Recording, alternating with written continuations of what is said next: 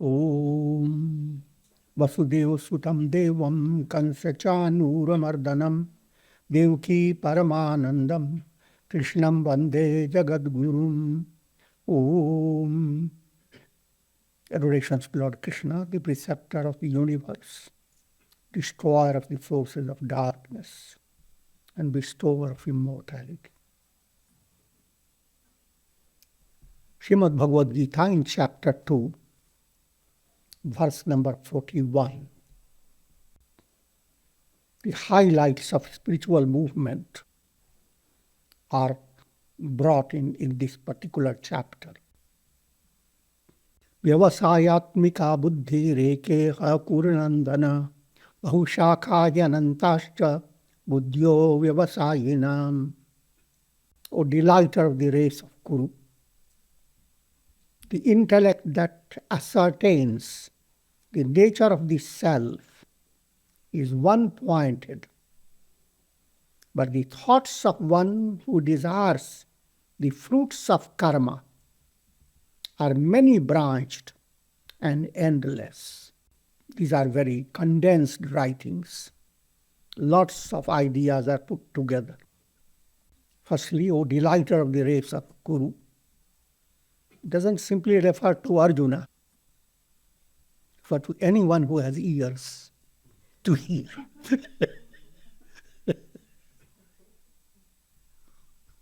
Each one of you is the delighter of all human race. But you need to have the intellect that ascertains the nature of the self, and therefore it is one-pointed. If your intellect is free of impurities, remember the threefold obstacles: mala, vikshepa, avarana. Mala, gross impurities, anger, greed, hate, and all the ramifications of these. If mind is gross, your intellect is not one-pointed. Your intellect is after many things of this world, because intellect has not come to the understanding that there is only one thing. As I give you always the illustration of the sun and all the illuminations created by the sun. Think of yourself, somewhere there is a little cloud. And in that cloud sun has created a center, a luminous center. And that's what you are. Which of you? Doesn't matter. Any of you. That's what every jiva, every soul is. The soul finds itself conditioned by the nature of cloud. So now it has two ways to look at. One, look at all the enormous refractions of the light, the enormous variations created by the light of the sun. And look to another side, just the sun. Switching your attention from these enormous variations of sunlight to the sun. That's the purpose of all the religions of the world. Seek ye first the kingdom of heaven. That sun is the kingdom of heaven. All else, if you want all these enormous rainbows and dazzling clouds and dewdrops shining and oceans shimmering, all is added to you. All this follows automatically. And all this means nothing. If you have the sun, you don't need to go after its illuminations. But to allow your mind to come to that state of enrichment, spiritual enrichment, that is a great project. And you have to be constantly reminded Nothing in this world is desirable. Anityam asukham lokam. All the pleasures of the world are transient, just like like the illuminations of the sun. Day by day, they go on changing. You need to be constantly reminded that your goal is not to acquire a state of consciousness that experiences a lot of pleasure. If you are subject to the cycle of birth and death, you continue to be born again and again, then that is not your goal. That is called bhava vyadhi, disease of the world process. But human mind, lacking that subtlety of understanding, all that it wants, have some relief. Day by day there is boredom, there is lots of repetition, lots of things creating stress. What do you want? You just want the stress to be relieved.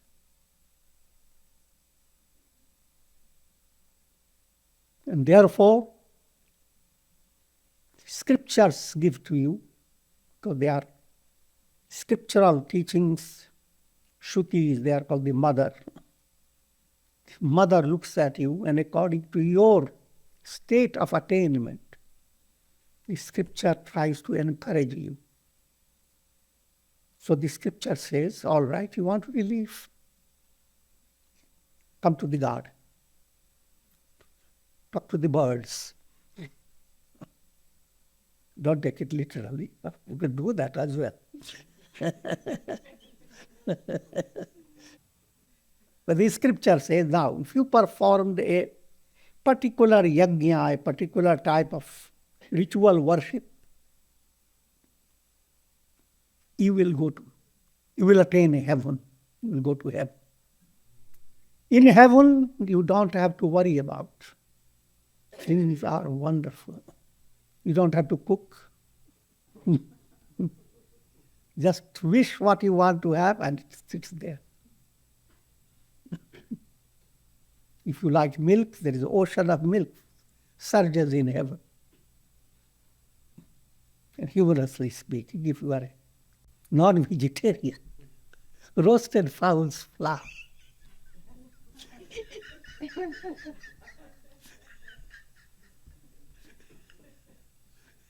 Some religions have that type of concept. And that gives a relief. And another type of relief, do good karmas, create good karmas. Negative karmas have brought negative circumstances. So utilize your time and try to do something that will be of charitable nature, that has high merit in it. Do that type of action, and that will secure you secure heaven. And in this realm, bahushakhayanantascha, there are countless possibilities. Just like looking at the tree, and the tree is laden with things you want, all variations of fruits. And now, it's up to you which branch you want to go after. But the tree is talking to you through 1,000 fruits. I will give you this, I will give you apple, I will give you orange, I will give you whatever, pomegranate or whatever. I'm using allegorical language. The idea is the world is there. The world of sakamya karma, the world that you go after, not led by pure intellect, but intellect that is restricted by ego. Led by that intellect that is not enlightened, you are going after countless things. And the idea of going after one to attain all, that doesn't fit in with the mind.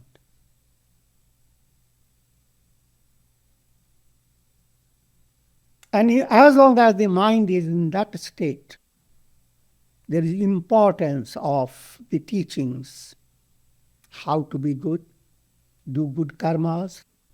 If you provided for people, thirsty people, water, old-time charitable act, dig a well, create a dharmashala, a kind of resting place for people, or hospitals, whatever.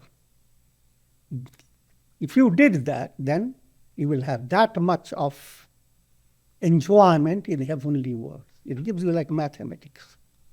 And if you did it 3 times, you will get 3 times happiness. People understand that easily. But all that is a little. If your intellect is pure, then all this is not attractive to you. That's what. O delight of the race of Kuru, the intellect that ascertains the nature of the self is one-pointed. That intellect has only one goal: liberation. Not coming back into the world ever again. Goodbye. For siempre. Forever.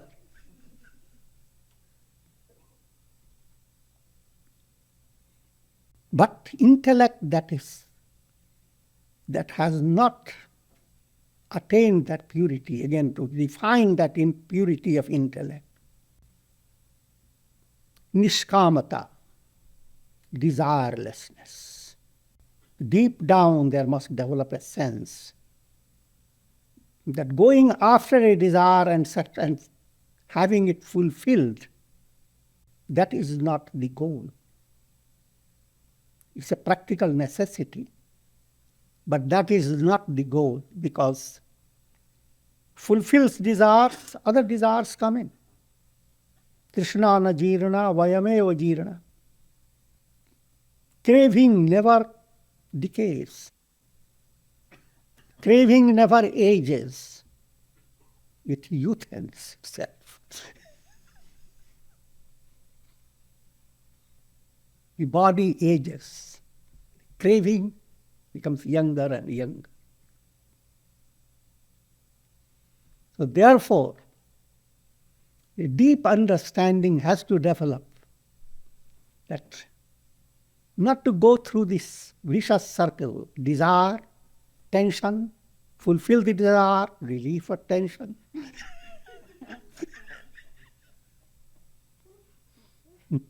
Then what to do next? Desire again. Change the mode of desire. Go after it. Experience more tension and fulfill it. Write a big book.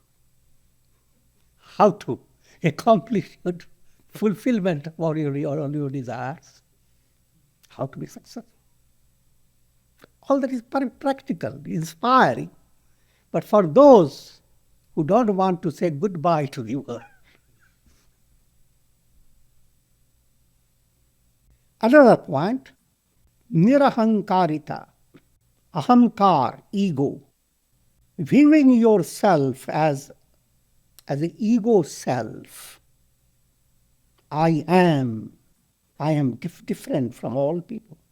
And what I want to attain heaven.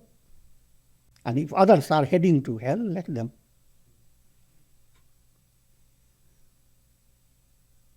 Viewing yourself as an ego self, that is due to ignorance. For a wave to raise its head and say, I want enlightenment. I don't care for all those waves. Enlightenment would imply the wave should not have its ego. It will imply I am the ocean. And all the waves are of the ocean.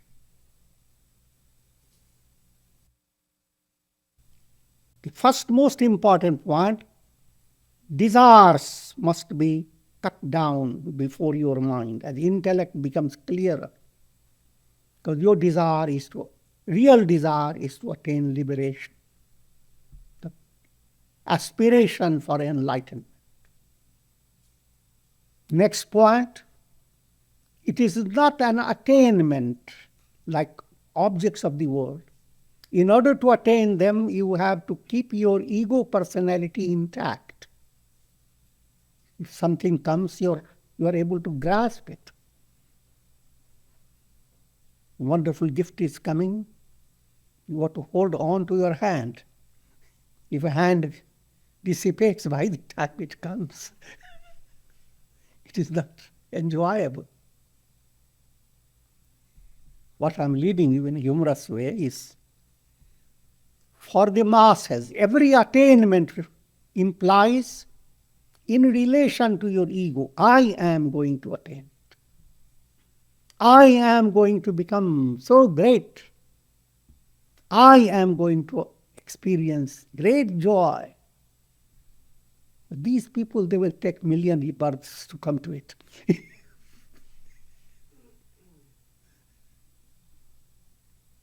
If you have that type of attitude, you have not understood the goal of life. When a river enters the ocean, dramatize it. While going to the ocean, the river has a great imagination that ocean god will welcome the river, and the river will meet many other rivers and will have a wonderful party. But when the river enters the ocean, there isn't even time to say, I have attained liberation.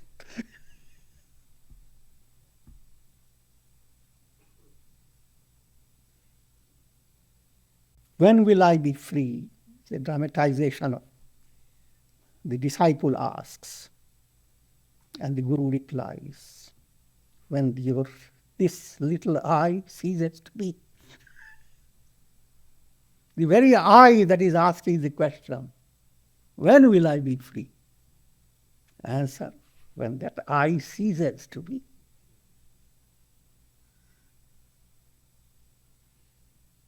So your first stage, cutting down your desires, understanding the vanity, the shallowness, and the illusion behind desires and their fulfillment. Follow again Vedantic psychology. Why is desire so comforting and pleasant when you fulfill it? Happiness doesn't come from the object of your desire. The idea that object will give you happiness is an illusion. But as long as that illusion is there, the moment you get the object, the stress that you had built up in your mind, stress is released. As stress releases, the joy of yourself shines forth.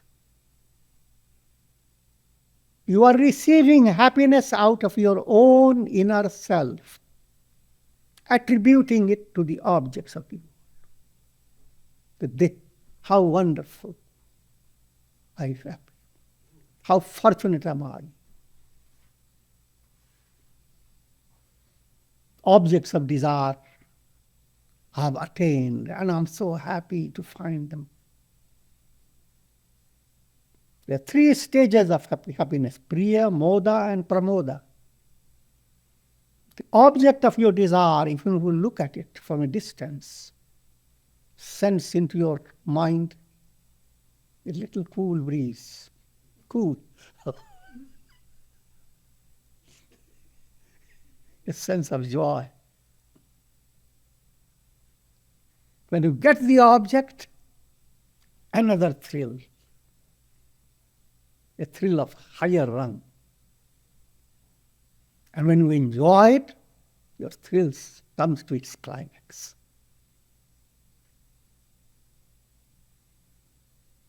And after all this, impressions gather in your unconscious. How much a thrill have I enjoyed? May I have more and more? All this movement, Priya, Moda, Pramoda, the sense of receiving joy from the world, it is so dull wit. It is the concept based on ignorance. And your intellect has to be awake to that reality. Watch yourself. How many things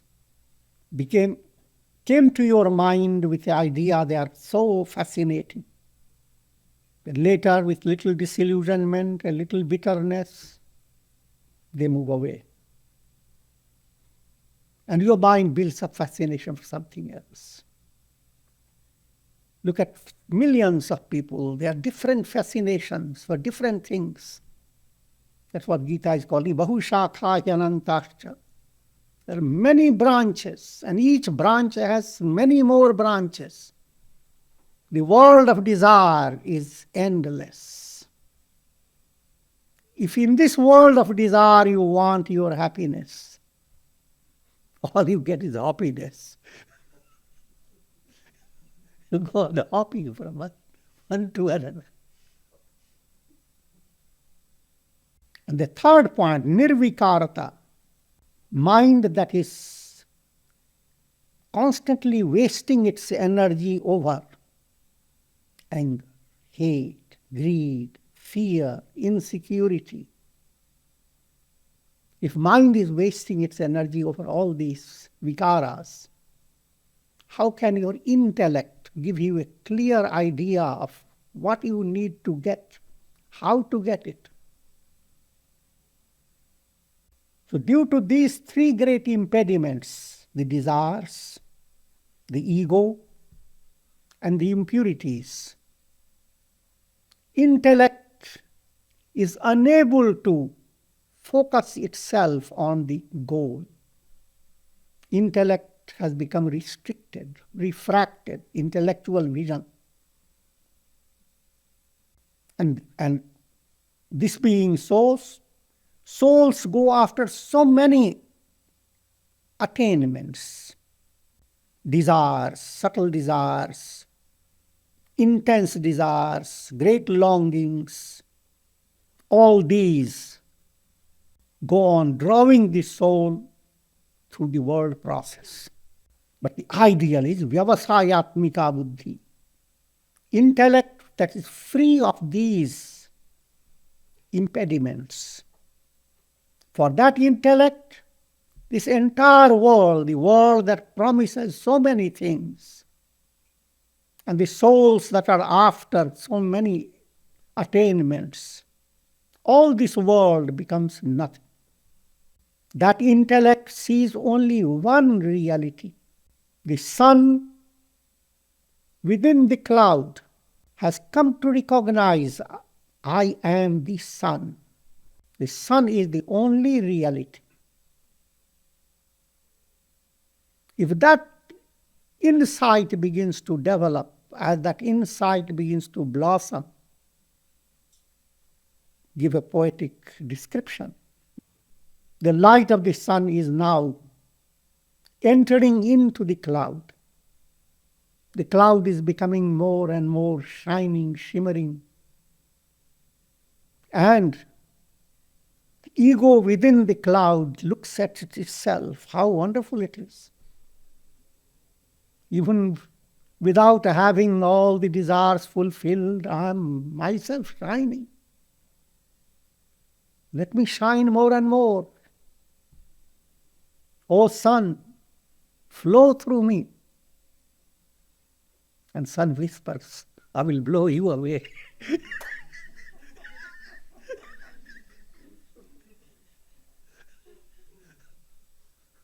It doesn't matter.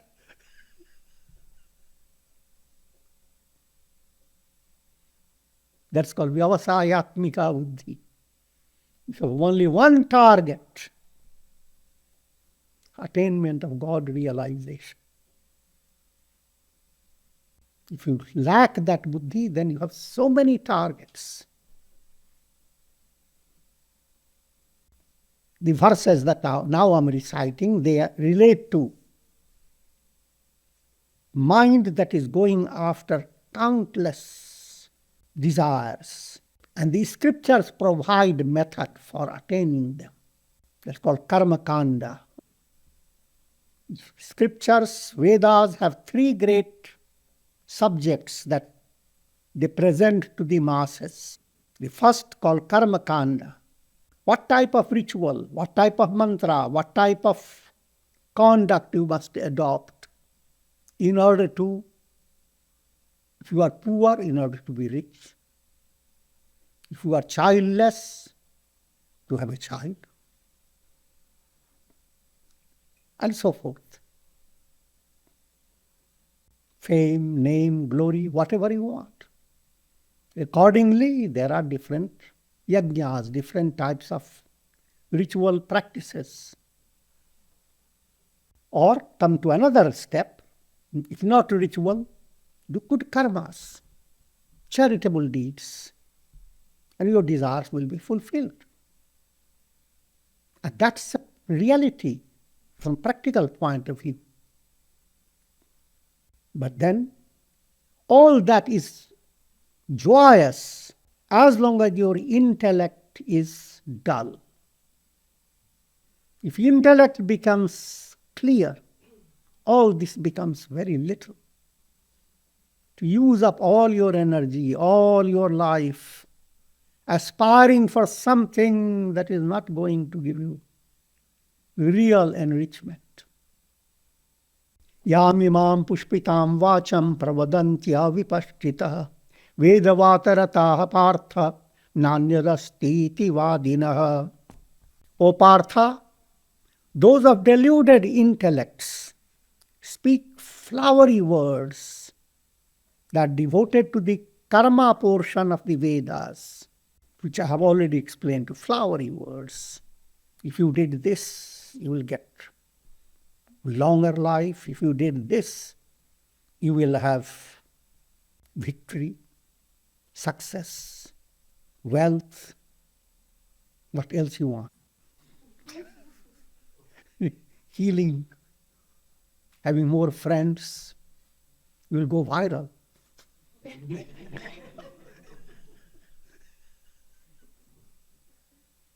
They're flowery words. And people gather together. What they do there? They're saying flowery words. How they have succeeded. How things have been. Each one tries. All that is not negative. I'm talking about different levels. Practical point of view, that's okay. You inspire people who are feeling miserable to become better. But when it comes to the goal of life, you must have a clear understanding that all these little attainments of the world, they do not really give you enlightenment. So your mind has to be focused on the goal. Even though you may be involved with all these practical realities, but these practical realities should not become a dominating factor for your mind. Kamatmanah swargapara janma karma phala pradam kriya vishesha bahulam rogaishwarya gatim prati. Those of deluded intellects speak flowery words that are devoted to the karma portion of the Vedas, affirming that apart from Vedic karma there is nothing else. The teaching comes from Pandits, the Vedic scholars. They are not misguiding people. Knowing people are like children. They are giving them toys. But when that stage is over, the toys should not become your goal. You transcend it. Do not stay children. Otherwise, that's what you get from the Vedas. You belong to that karma kanda level. And you look into the Vedas, what should I do in order to get something? It's another point that must also be understood. That you may get involved in something led by your limited intellect. But what you are involved in, if it is of a virtuous nature, if it allows your heart to open, you started sakamya, you started involvement in a ritual process, but a change occurred in you while you were doing that. You began with sakamya and you ended up nishkamya. So therefore, not to keep your mind in a state of confusion. Am I doing sakamya? How should I turn to nishkamya? No matter what you are doing, and the project you have taken up, naturally you have a lot of desire for it, lot of expectation. No matter how are you involved in the beginning stage, as you allow your mind to be nourished by satsanga and understanding, as you move on with success in your project, your heart suddenly rings a bell. This success is coming from God. And then you say to yourself, oh, if that is so, I want bigger success. I want God Himself. So when you are involved in good actions, no matter with whatsoever type of mind, no matter how limited the mental attitude, allows you to open a window to a profounder expansion. But when you are not doing good actions, then you have no possibility. So you have three possibilities. Get involved with good actions, with desire or without desire, whatever is the state of mind. Or be led by your own whims, by the vikaras, anger, greed, etc., the negative karmas. Negative karmas secure for you hell. Don't ask me where it is.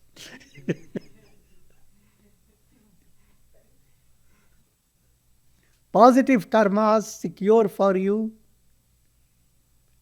pleasant conditions in this life and heaven after. That heaven is not the heaven. It is a subtle plane of great enjoyment. Just like sometimes you are in a dream and dream has given you immense joy. What is the difference between heaven experience of joy and joyous condition in life? It's subtle, there's a difference. In life, when you are happy, your whole nervous system relates to your happiness. If your happiness is beyond limit, you can't bear it. As if there is a valve that controls how much happiness you must experience. Your nervous system doesn't allow you to go beyond certain degree of happiness. But if you are dead, not using the body, the subtle body has no limitations. So the joy that you now experience has intense nature. But it is not the real happiness. Therefore, when the karma that gave you that joy is concluded, spent, you incarnate again. Naturally, you come from heaven with heavenly fragrance. Heaven is of a high quality attainment, but that's not liberation. On the other hand, those who go to hell, they have the same explanation. Painful karmas that you have done that result in giving you pain. Your nervous system limits the experience of pain. If there is pain is beyond certain limit, you will become unconscious. That limitation is not there if you are in hell. Because you don't have nervous system. So just as in subtle plane you experience heaven and hell in full measure, in physical embodiment you experience the same, but not with full measure. All these are details to understand. The main subject now is you should not go after heaven and hell. Of course, hell, out.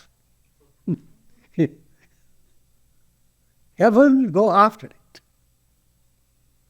But there again, don't stay deluded. Heavenward movement, doing good deeds, should allow you to become free of impurities. Your heart should become relaxed. You should become in tune with God within you. If that is happening by your good deeds, bravo. Your good deeds have opened the window to highest heaven, moksha, liberation. Liberation is the goal. If you miss liberation, then you have these choices. Go to heaven or go to hell. Bhogeshwari prasaktanam tayapahārita chetasam vyavasāyātmika buddhi samadhau na vidīyate. Dominated by desires, considering heaven as the highest goal, they engage themselves in karmas, actions, or ritualistic actions, or general action, for the sake of prosperity and enjoyment. Bhoga and Aishwarya, that's the worldly goal. Everyone looks for how much can you enjoy your life, and how much can you impress others of your prosperity. You are enjoying a lot, and nobody is impressed.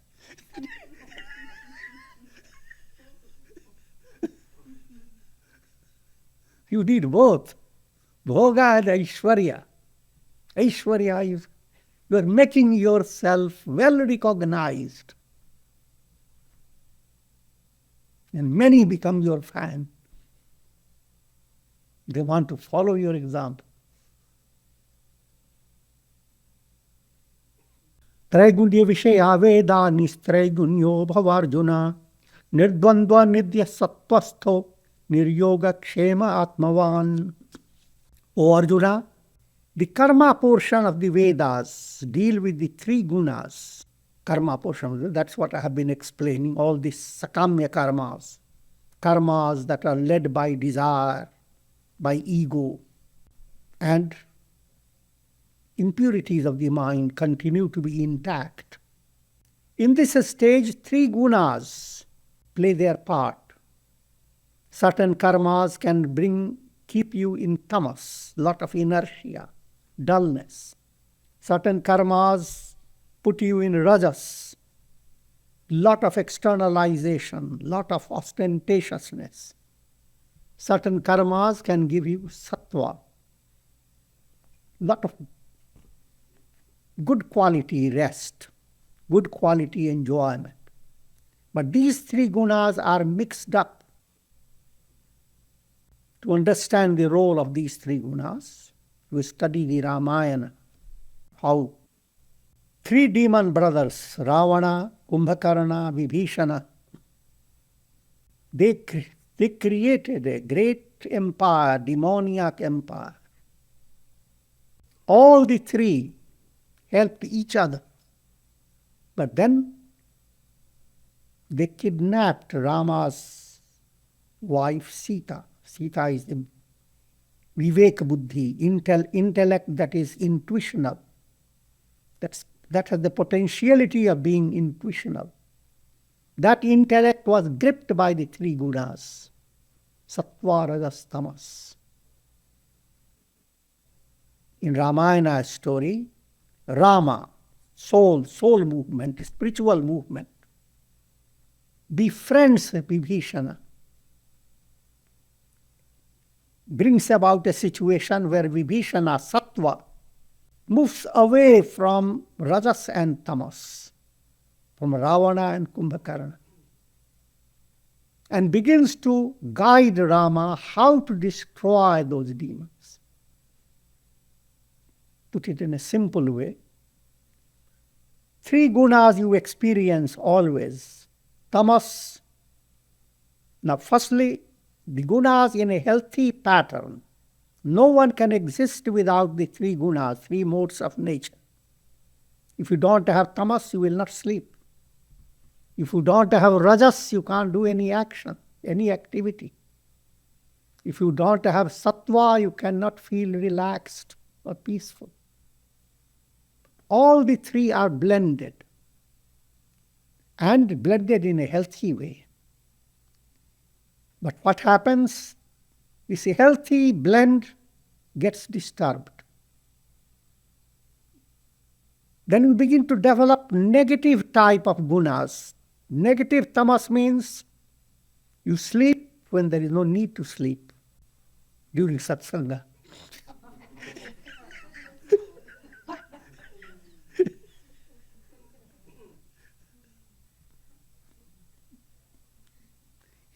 You become active when there is no need to be active, in the middle of the night.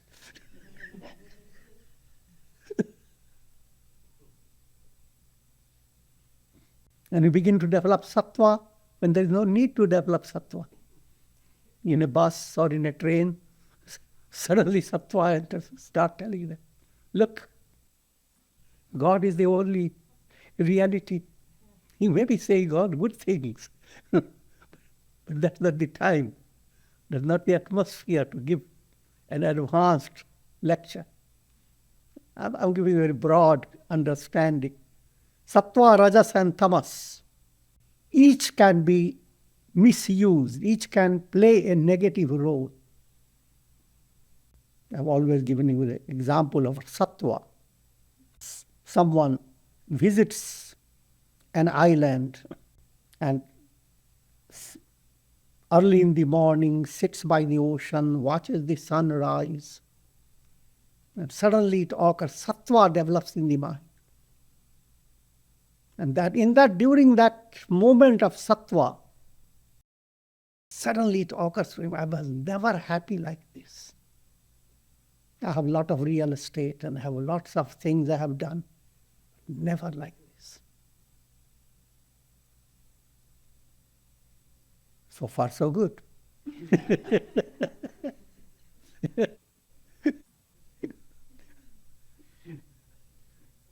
But immediately when that idea comes, sattva moves away. Rajas takes over. And the mind starts saying, if I had a property right here, every day I will enjoy it. Not only in the morning, whole day. Sit on the balcony, watch the ocean.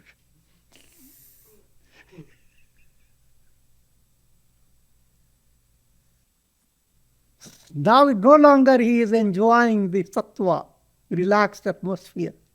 His mind is now rushing. How much money have to be borrowed? How can I get this land, all the real estate? And suppose he gets everything he has desired. And by the time it is all built up, he hears a famous hurricane is coming that way.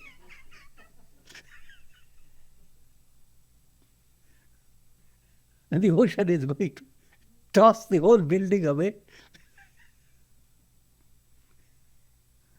Now every moment you are there, full of stress. Who caused all that? That little sattva.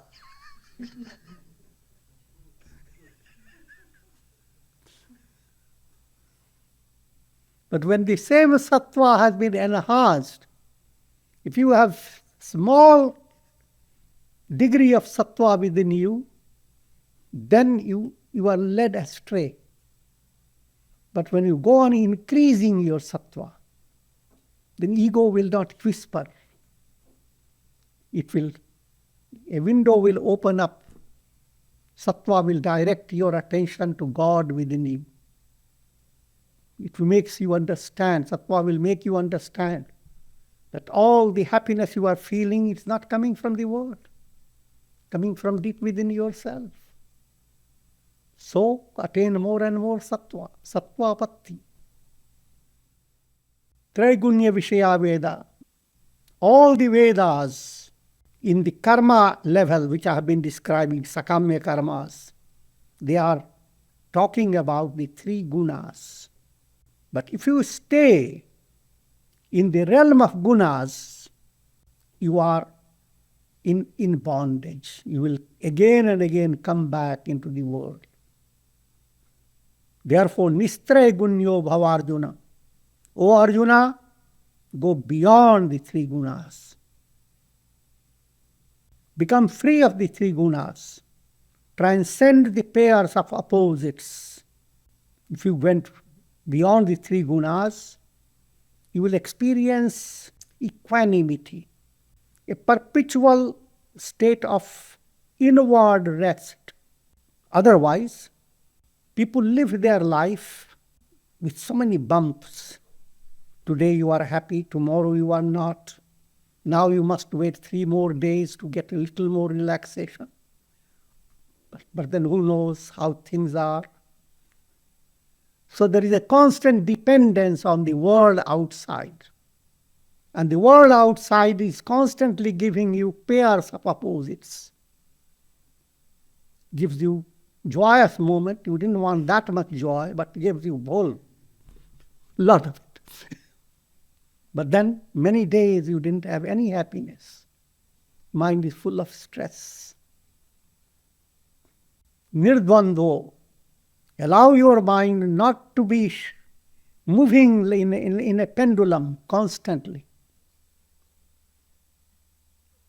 Allow your mind to understand that equanimity is the gateway to liberation. No matter how the circumstances are, no matter whatever is the news in the world, if your mind is in a state of equanimity, you are close to God. You are flooded with inner light, immense joy. The experience of inner peace and joy is not a happening. It is a reality that is always there. Nirdvandho nitya sattvastho, niryoga kshema atmavan.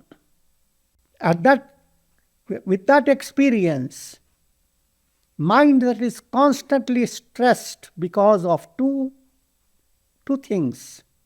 How to get objects of happiness, called yoga, get it to yourself. Be joined to things that give you happiness. Kshema, things that you have attained, look after them. Preserve them.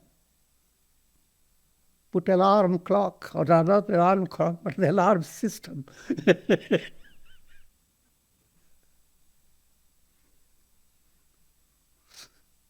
So you are constantly, your mental energy is going after how to hold things that you have earned and how to earn things both ways, yoga, kshema. This type of mental involvement is there even in your sadhana. If you have attained certain degree of inner peace by meditation, now the mind is saying, when will I get samadhi? So I'm already very close to it. So you count in your imagination maybe 1 month more. But if I get it, how can I sustain it? It shouldn't slip away from my hand. What I would like to lead you in this form of attitude should not be directed to sadhana. Your sadhana, your spiritual movement should be in the spirit of surrender to God. God takes care of all these details. Same attitude in practical world as well. Do your things, but do not keep your mind involved in how to get it, and having gotten it, how to preserve it. Allow your mind to be relaxed. If God becomes your support, then all these things do not dissipate your mental energy.